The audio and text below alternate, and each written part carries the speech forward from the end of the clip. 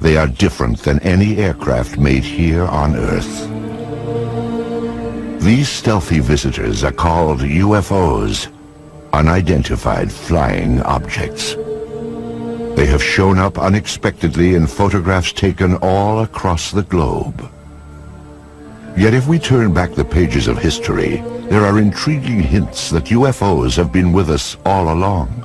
Perhaps even as far back as 12,000 years ago, when our ancestors found shelter in the darkness of caves. The walls of these primitive dwellings were often painted with figures of hunters and the animals they hoped to snare. Recently, other images have come to light. These tracings were made from caves in France and Spain, and they show pictures not ordinarily associated with hunting. Their shapes are very peculiar because they do oftentimes look like UFOs and saucers. And I'm not saying that they are UFOs or that they do represent craft of any type, only that they have a similarity to what we now perceive as maybe craft from another planet as UFOs.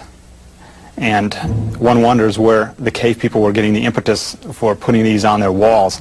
Obviously, putting paintings on cave walls was a laborious process, and you would only put down the most important things of your daily life.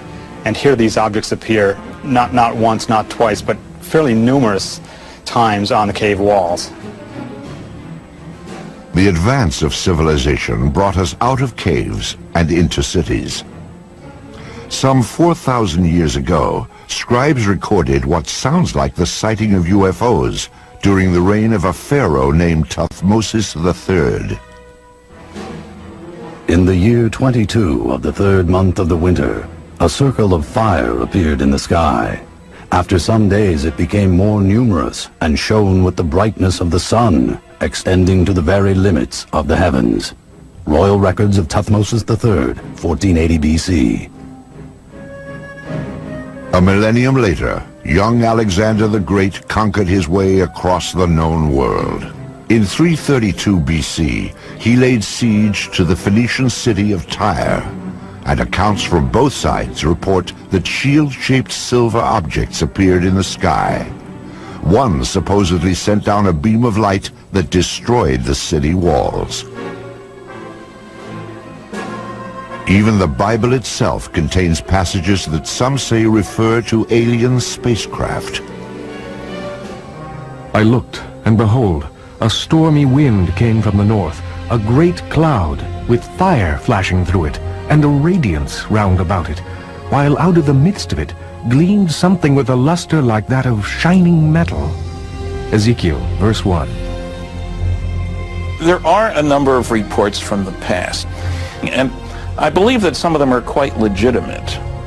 But one of the things is you can't interview witnesses, of course. You can't get independent witnesses. You can't ask, well, what angle was it above the horizon? The problem we have with them is we have to take them totally at face value. It's always important in looking at these to remember that there are a lot of strange astronomical phenomena that only occur once in a while, like a star going supernova and suddenly appearing in the sky, or a comet which appeared unexpectedly. And so you always have to look at these from the point of view of astronomy. There could be some atmospheric phenomenon or an astronomical phenomenon that they were depicting as something supernatural. As the scientific awareness of the population grew, superstition was replaced by knowledge of what was actually going on in the heavens. However, when an object would fly across the sky and stop, or hover, or seemingly descend to the ground, or maybe exhibit many different color changes or change shape or what have you, then even those people knew that they were looking at something out of the ordinary. The residents of Nuremberg, Germany, had just such an experience on April 4th, 1561. On that day, the skies above the city filled with a chaotic array of tube-shaped objects and balls of light. Eyewitnesses called it a frightful spectacle. Chronicles of the time also report extraordinary displays over Basel, Switzerland, during the summer of 1566. These events were depicted in primitive woodcuts made by eyewitnesses. However, it was the talented master artists that have left us the most fascinating images. In 1998, an Italian writer named Daniela Giordano earned an award for her landmark study of the enigmatic flying objects depicted by Renaissance artists. She discovered that not only did the artist have these objects in the picture, but he also had people looking at these objects and shielding their eyes as though the people were actually noting with amazement that something unusual was in the sky. It's unknown why the object's there, but it does appear and it looks like a UFO. This apparently traditional religious work is known as the Madonna and Saint Giovanni. Here too, a witness to the flying object is placed unobtrusively, yet unmistakably, in the background. And it's very obvious that this person's attention is directed to the flying object. And the artist obviously wanted viewers of the painting to see that not only is there the Madonna in the painting, but that there's also an object in the background. Curious airborne craft show up in other media as well. These tapestries from the 1500s depict the life of the Virgin Mary. Lurking in the background is the familiar shape of a 1950s-style UFO.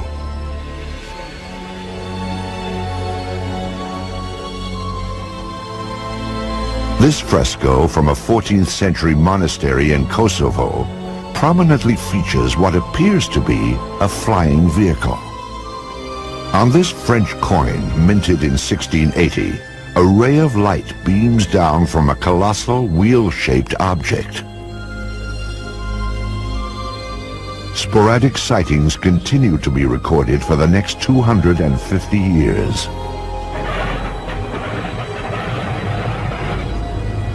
In the 1940s, World War II pilots joined the long list of UFO eyewitnesses. Some of these pilots would later come forward to tell their stories as interest in UFOs increased after the war. Pilots on all sides of the conflict, the Axis and the Allied pilots, reported strange objects, sometimes flying off the wingtips of their airplanes, and seemingly exhibit intelligent maneuvering. If you tried to fly the airplane toward it, the object would fly along with you and just keeping off the wing, or dive down or fly above. You couldn't catch up with it. I talked to a pilot of a B-24 bomber during World War II, and he said one circled around their airplane. Round, smooth, sleek. They all expected to die instantly because this must be a new German secret weapon and it was going to shoot them down. We sure don't have anything that looks like that and flies like that. I have one account where they actually fired out and they seemingly went through it. They didn't damage the object at all. Allied pilots thought they were secret weapons of the Germans. Germans thought they were secret weapons of the Allies, England and America, and they were even seen in the Pacific theater. However, after the war, it became clear that neither the Allies nor the Axis had produced these super aircraft. Someone else had. And they did exhibit maneuvering that, again, was much like the types of objects that were seen immediately after the war ended and called flying saucers at that time. Many believe that in July of 1947, near the top-secret airbase at Roswell, New Mexico, the United States military finally got a close-up look at these mysterious spacecraft. The Army Air Forces has announced that a flying disc has been found and is now in the possession of the Army.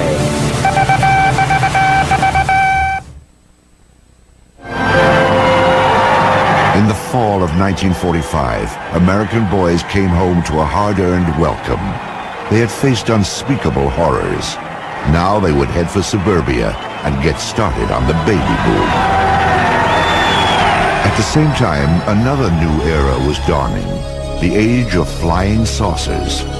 The enigmatic spacecraft that had appeared from time to time through the centuries would now take center stage. The age of innocence was over. The wave of modern UFO sightings began simply, with no photos, no radar returns, and no physical evidence. Just a story told by one man at the right time in history. Kenneth Arnold was a 32-year-old successful businessman on the summer day that his sighting took place. He sold firefighting equipment and flew his own light plane. On Tuesday, June 24th, 1947, Arnold was flying toward Mount Rainier above the Cascade Mountains of Washington State. The air was smooth and clear as he reached 9,200 feet and noticed a bright flash. To the left and north of Mount Rainier, Arnold saw what he described as 9 unusual aircraft flying at over 1,200 miles per hour. As they passed the mountain, the objects were outlined against the snow. They traveled in a V formation and skittered across the sky in such a way that Arnold said they resembled a saucer skipping across water. Arnold first told his story upon landing at the Yakima, Washington airport. He sketched a series of diagrams to illustrate what he had seen. What he drew was shaped like a crescent, 50 feet long and only 3 feet thick. It had a rounded point in the rear. When seen edge on, he reported, it looked like a black line. It wasn't long before the story of Arnold's sighting startled the world. The newspapers quickly coined a name for Arnold's skipping discs.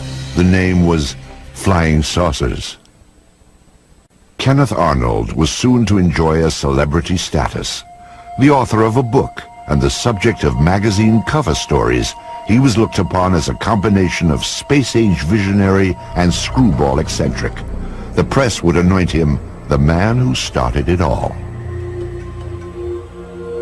In the days and weeks after Arnold's landmark flight, flying saucers became big news. Sightings were reported across the country. Indeed, at that time, more people knew about flying saucers than about the Marshall Plan for the post-war reconstruction of Europe. But one incident above all established flying saucers in the public mind. Roswell, New Mexico lies deep in the empty expanse of the American Southwest. Today, its very name conjures up memories of a supposed UFO crash and government cover-up. It is remembered as the Roswell incident. In the summer of 1947, the Army airfield in Roswell was home to the elite 509th Bomb Group. During World War II, the B-29s that carried atom bombs to Hiroshima and Nagasaki had originated here, and so would an event that gave substance to the belief in flying saucers.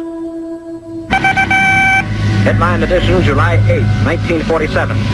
The Army Air Forces has announced that a flying disc has been found and is now in the possession of the Army. Army officers say the missile, found sometime last week, has been inspected at Roswell, New Mexico, and sent to Wright Field, Ohio, for further inspection. Walter Hott was Public Information Officer of the 509th Bomb Group. He was the official instructed to dispatch press releases to the radio station and newspapers in Roswell.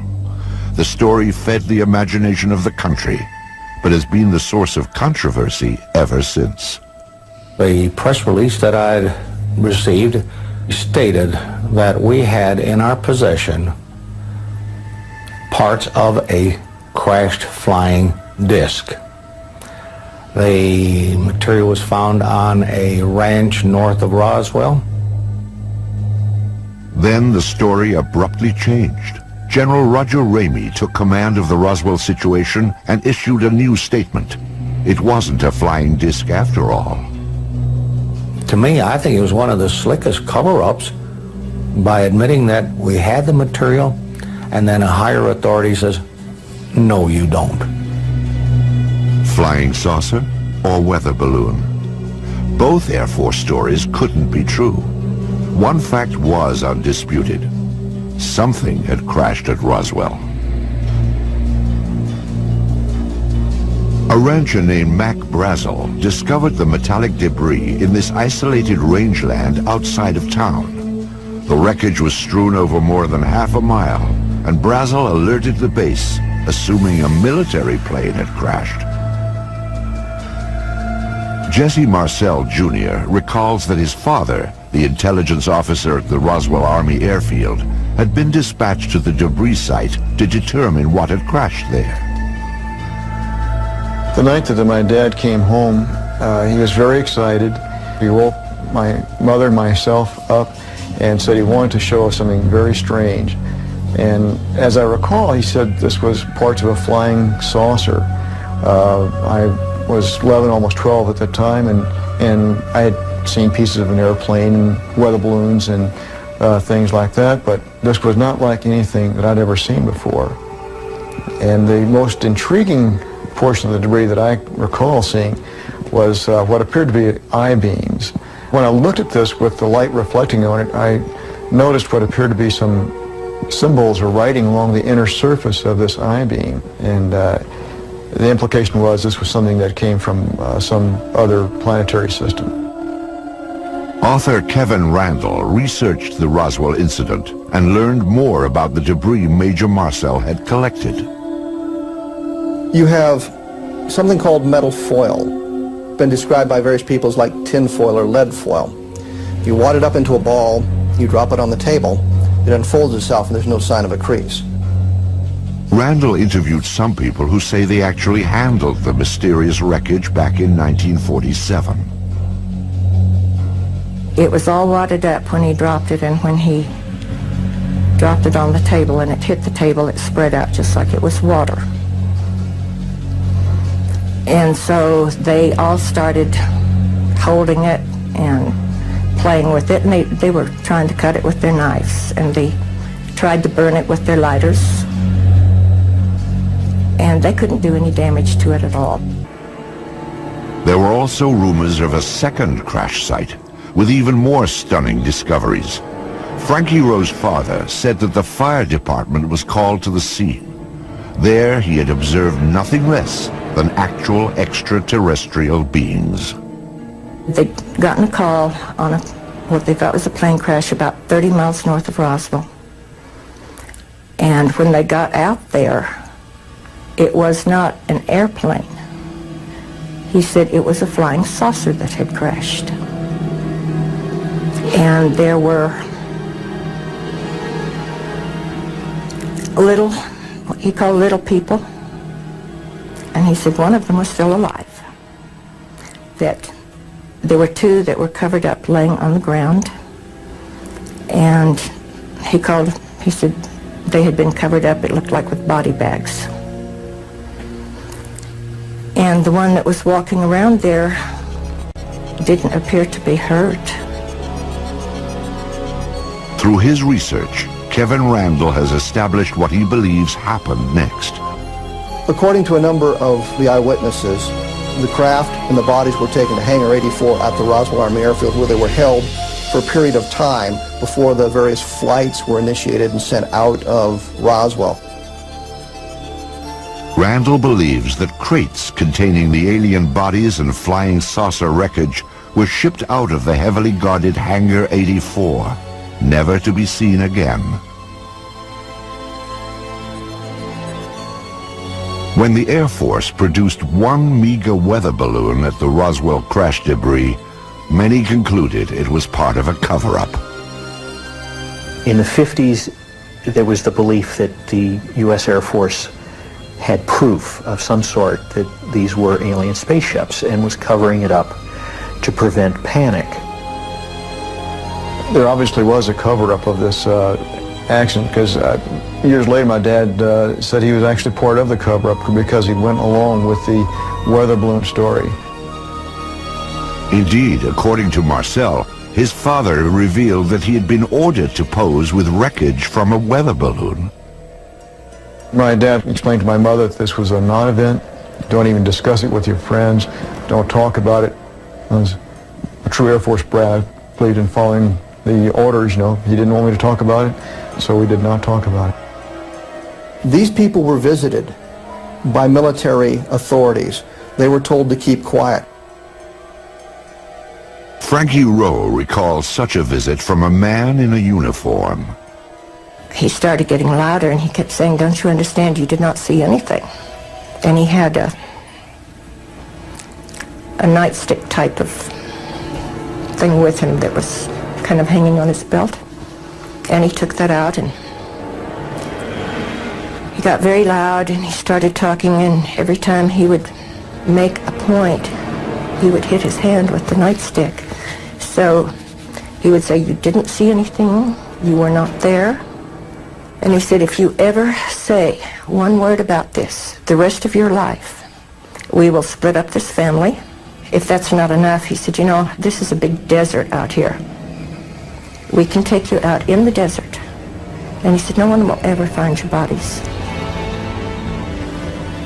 If this disturbing account is true, it can only be described as a death threat, a warning to remain silent about the Roswell incident. What was so vital to protect? In January of 1948, the Air Force would launch an investigation into the escalating flood of UFO reports.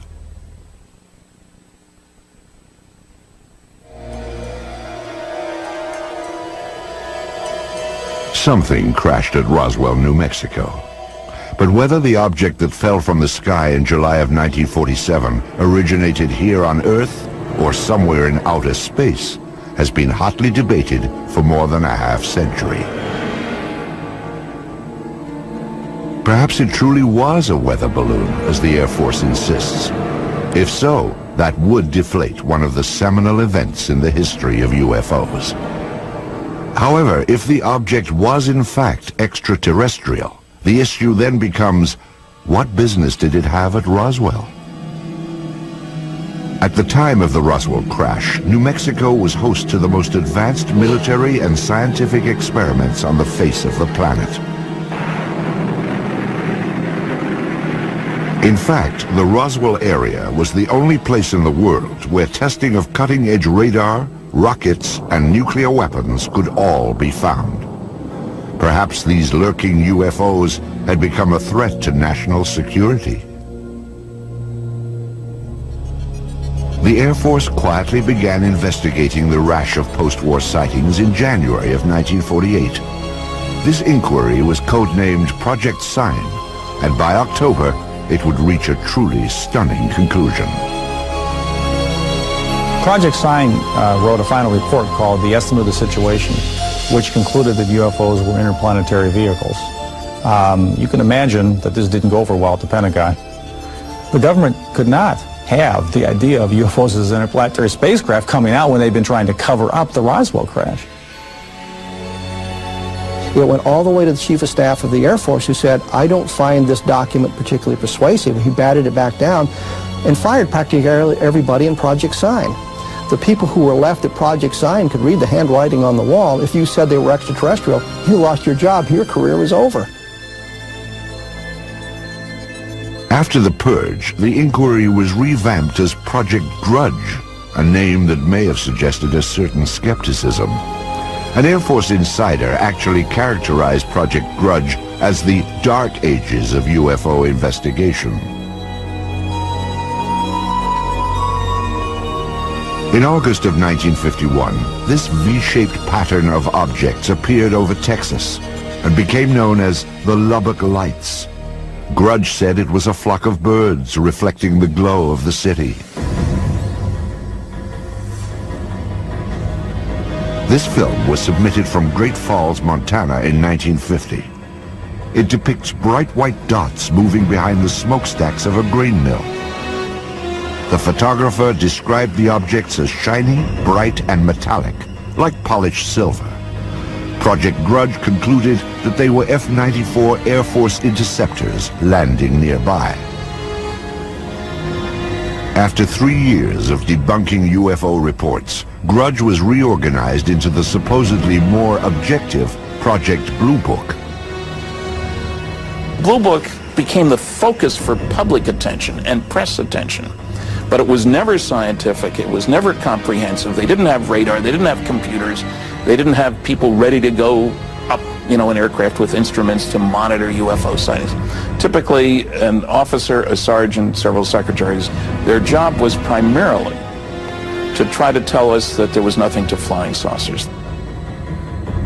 Major Hector Quintanilla Jr. became Blue Book director in 1963.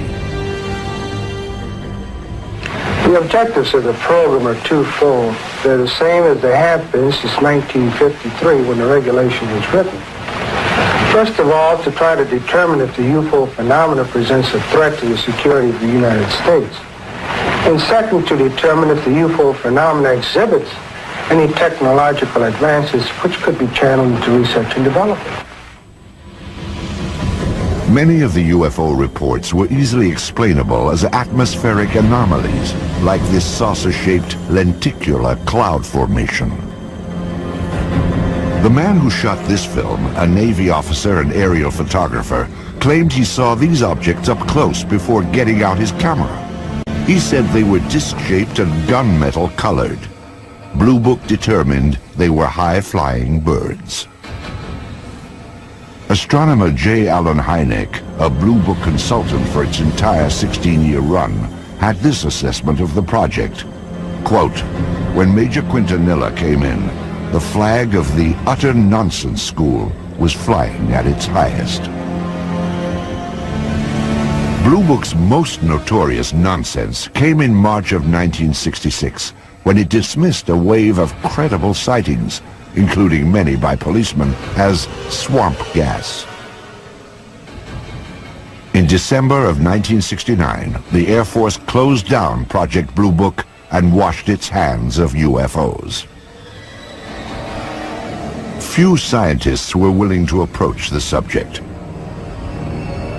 However, there were some who embraced UFOs without reservation.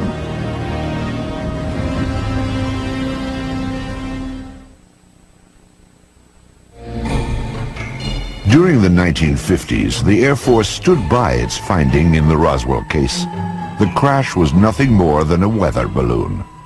But newsreels show a public that continue to watch the skies, hoping to glimpse a spacecraft.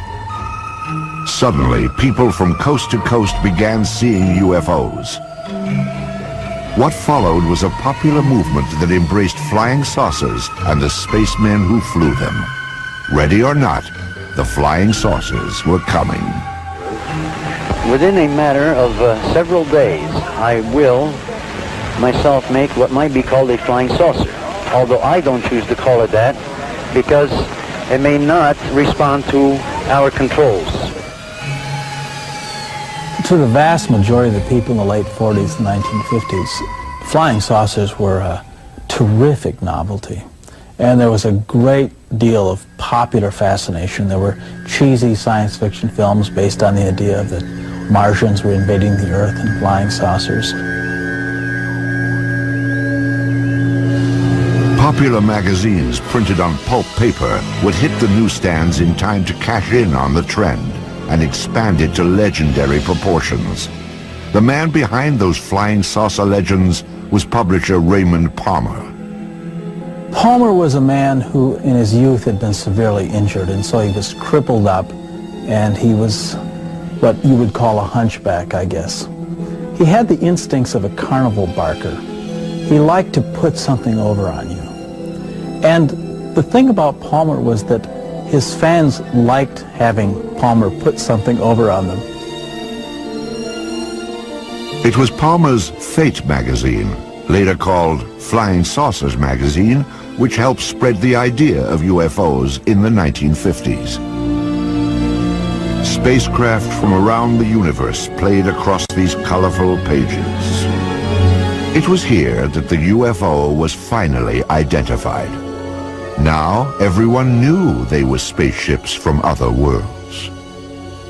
What followed was a craze in the 1950s known as the contactee movement. Contactees were people who said that they had made contact with space people. I was aboard a flying saucer in the Nevada desert on 11 different occasions. I was taken into this monstrous saucer by one of the men and confronted with a lady captain. Beautiful complexion, beautiful appearing woman, and they're peaceful people. They mean no harm to us. They come down here to investigate what's going on Earth. And they certainly convinced me that they're peaceful, and they come from another planet they call Clarion.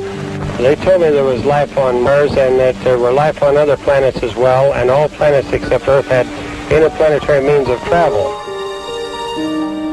The man credited with starting the contactee movement was a Polish immigrant and self-styled philosopher named George Adamski. In his book, Flying Saucers Have Landed, Adamski claimed that in 1952, he had been aboard an alien spacecraft. So I was picked up on a desert, in California desert, and I was taken to the mothership, and they were flowing around, not too close to the moon, but with instruments, similar, you might say, except it wasn't a camera, it was a regular sort of a telescopic instruments that we were able to see what was on the moon on the other side of it, see? Adamski's book detailed his meeting with a man from Venus called Orthon. There were also photographs of the spaceship he supposedly flew in. Adamski's books also reflected the political climate of the 1950s, like growing concerns about the arms race between the United States and the Soviet Union. When Orthon departed, he would leave behind these enigmatic footprints. Adamski said they contained a message urging an end to nuclear testing on Earth.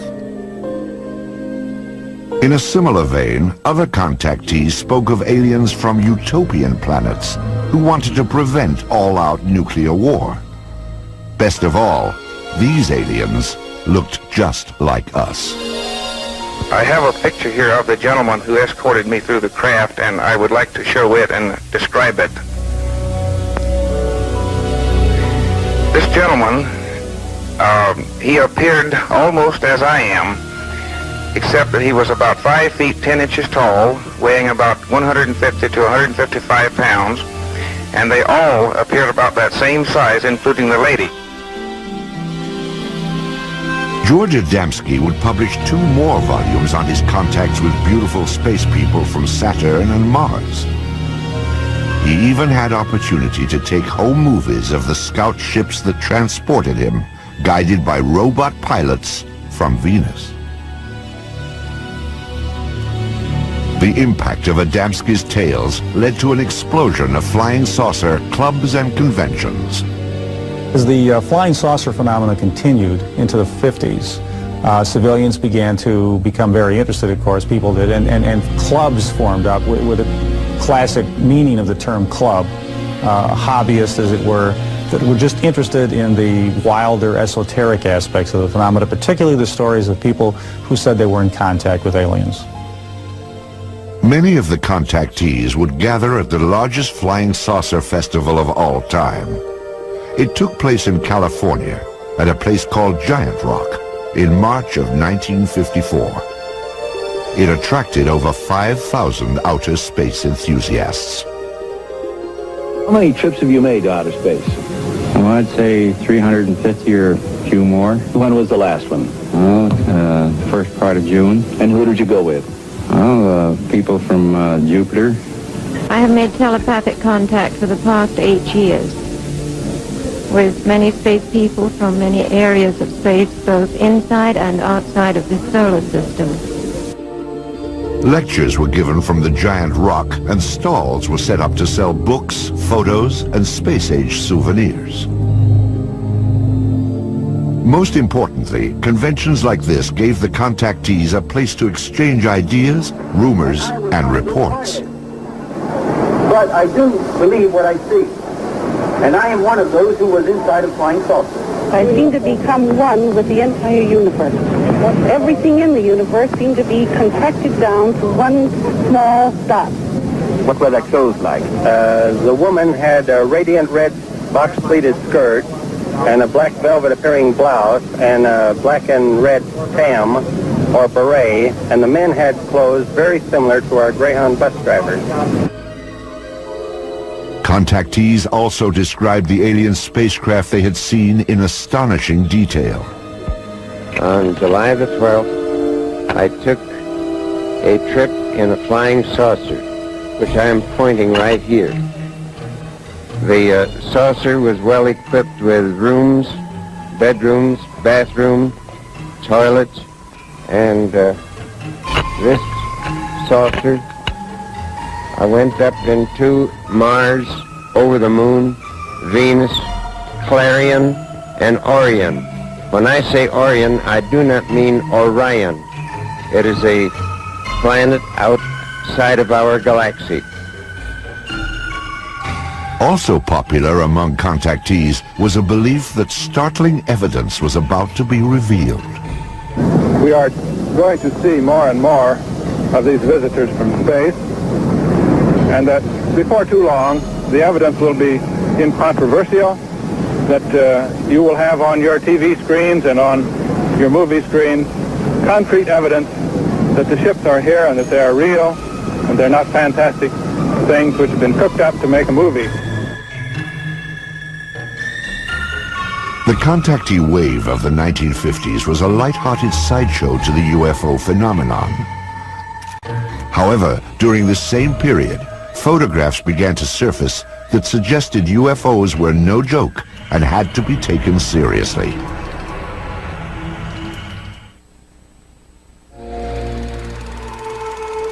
They are round, they are cigar-shaped, and they are cylindrical. Some appear to be sleek and smooth, as if made of stainless steel, while others appear bolted together from some alien cast iron. At night, they are described as having flashing lights. They appear without warning, streak across the sky, and disappear. Many UFO films and photographs have been identified as natural phenomenon or hoaxes. But some UFOs appear in photos when we least expect them and defy explanation. UFO photo cases are tantalizing because they're some type of what you might think of as objective proof. The UFO phenomenon is ephemeral, and normally all we have are reports of witnesses on a piece of paper on a tape recorder. But with photos, you think you have something physical. Indeed, photos offer some of the most convincing evidence that extraterrestrial aircraft may be real. This series of photos remains among the most compelling examples of what ufologists call a daylight disk. The photographs were taken on July 29, 1952 by George Stock, outside of his lawnmower shop in Passaic, New Jersey. Stock reported that as he was working outside at 4:30 p.m., he looked up to see something unusual flying overhead. Using an inexpensive box reflex camera, he snapped pictures of what he described as a disc-shaped object with a metallic bottom. It hovered momentarily, then accelerated and flew away. All that remains of this astonishing daytime visitation are a few pictures. But are photos reliable evidence for UFOs? Dr. Bruce Maccabee is an optical physicist employed by the United States Navy. His official research involves high-energy space lasers, but his interest also lies in the detailed analysis of UFO photographs. Of particular interest to Dr. Maccabee are photos which show no evidence of a hoax or misidentification and cannot be otherwise explained. One such case began at a farm in rural Oregon in 1950. These are two photos taken by a farmer and his wife in 1950 in McMinnville, Oregon. Here's the first photo and here's the second, and we'll get a little bit of a blow-up on these. Using image enhancement equipment, Maccabee brings into focus the startling photographs that were taken in the early evening with a simple camera. You can see that it's an oval object with a little thing on the top, like a little protrusion at the top of it. This is obviously a hoax of the real thing. There's no halfway point. You can see the image clearly enough to see that it's not a bird or plane or Superman. So the next question is, what could it be? And if we go back over here, we can see that there are electrical wires right up above the object. Looking again at the blow-up. And now the question is there any evidence of a suspension underneath the wires? A contrast-enhanced version of the Oregon photo reveals minute scratches that Maccabee must distinguish from a string or line that might have been attached to the object to suspend it for a hoax. No one has found any evidence of a line going up above the object.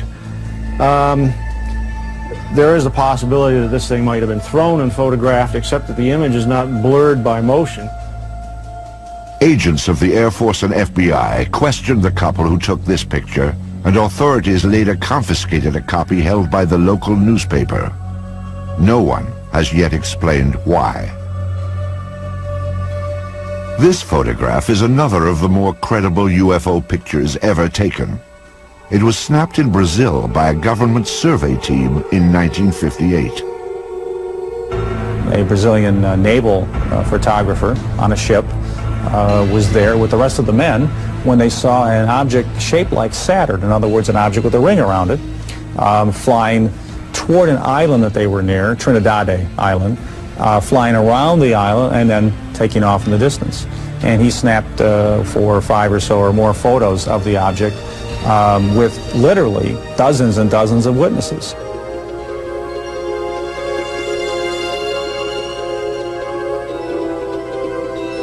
The sighting lasted nearly 2 minutes. First, the object was reported to have approached the island, then it disappeared behind a mountain. It then reappeared before moving off at high speed toward the sea.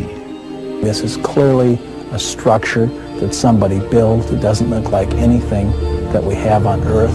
There were all these witnesses who saw the picture being taken. For these reasons, the photographs are unusually evidential and have to figure in any kind of case for the reality of UFOs as somebody's technology. Because this is a multiple witness case done by scientists and a professional photographer, and it has many photographs, it probably has to be taken seriously as the #1 photographic case in UFO history. Soon after the photos were taken, Brazil's president, Juscelino Kubitschek, ordered them released to the press. His action stands in stark contrast to the apparent secrecy of official UFO inquiries in the United States, beginning with the Roswell incident in 1947. Even today, requests for government records are routinely refused. Documents that are released are often censored to the point of uselessness. Perhaps it is no surprise that many suspect a government cover-up and conclude that unidentified flying objects may indeed